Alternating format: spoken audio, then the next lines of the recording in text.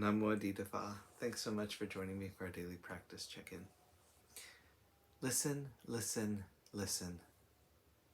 This wonderful sound calls us back to our true home.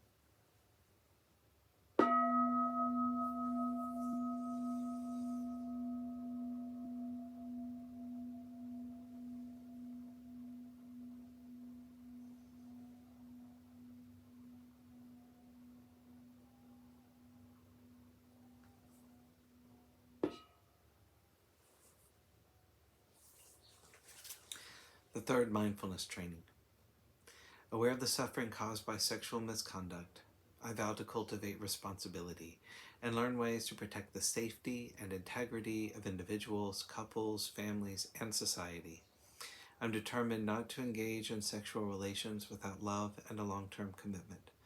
To preserve the happiness of myself and others, I'm determined to respect my commitments and the commitments of others.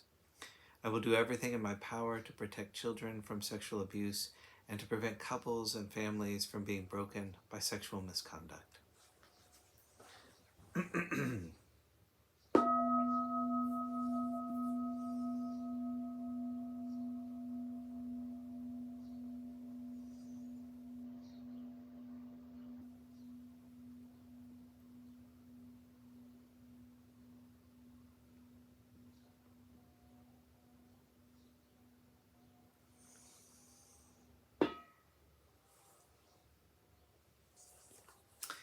For Dharma lessons, we're now reading Taming the Monkey Mind, A Guide to Pure Land Practice by Buddhist scholar Cheng Wei-an and Dharma Master Suddhisukha.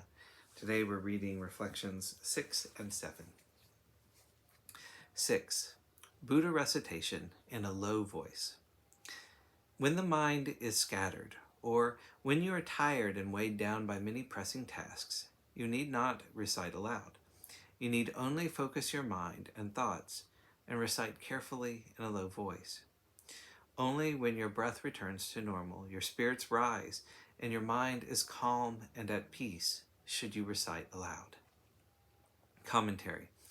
The purpose of reciting the Buddha's name in a low voice is to treat the disease of scattered mind.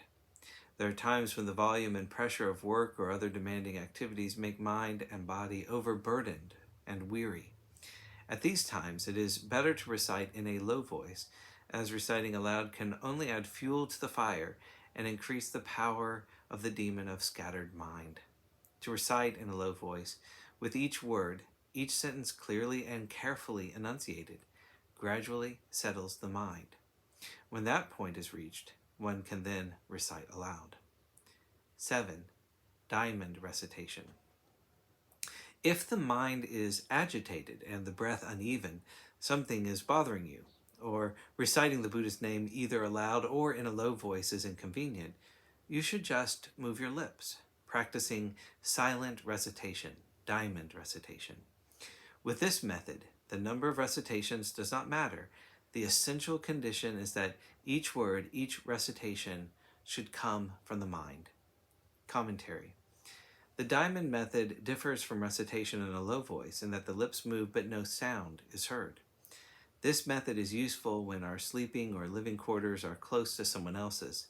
In such circumstances, reciting in a loud or a low voice might disturb them.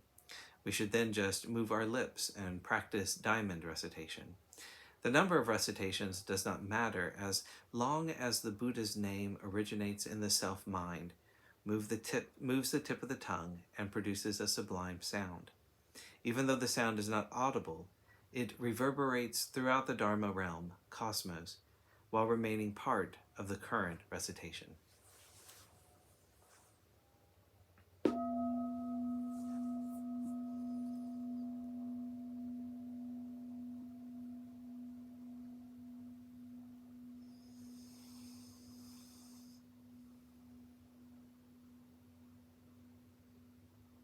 May all beings be well.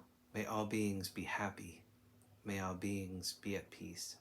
Namo Phat.